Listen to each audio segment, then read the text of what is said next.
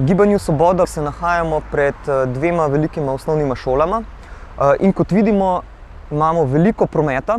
Smiselno bi bilo, da bi šole v neposredni bližini imele cone z manj avtomobila.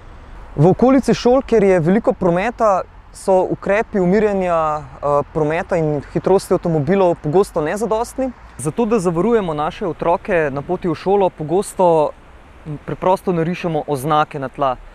To ni najbolj primeren ukrep, je seveda poceni, ampak zaščiti pa skoraj nobenega. V današnjem času se morajo otroci žal velikokrat prilagoditi prometu in ne promet otrokom, kar vidimo tudi lepo iz tega kadra, kjer smo morali preseliti glavni vhod šole na drugo lokacijo zaradi neposredne bližine ceste. Smiselno bi bilo, da bi lahko večina naših otrok, zlasti tisti, ki živijo neposredno v bližini šole, v šolo prišla peš. To je dobro za njihov duševni razvoj, to je dobro za tkanje medosebnih odnosov z vrstniki, pa tudi zato, ker lahko nenazadnje razbremeni starše, ker se ne rabijo več sekirati, kako otroci pridejo v šolo zjutraj.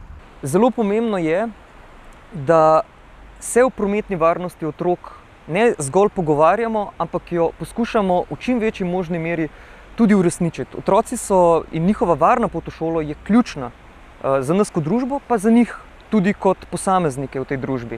Akcije policije in tudi prostovoljcev o prvih tednih šole so zelo dobrodošle, ampak potrebovali bi dolgotrajno politiko, ki bi varovala naše otroke vsak dan, vsak mesec šole, ko potrebujejo priti varno do praga šole.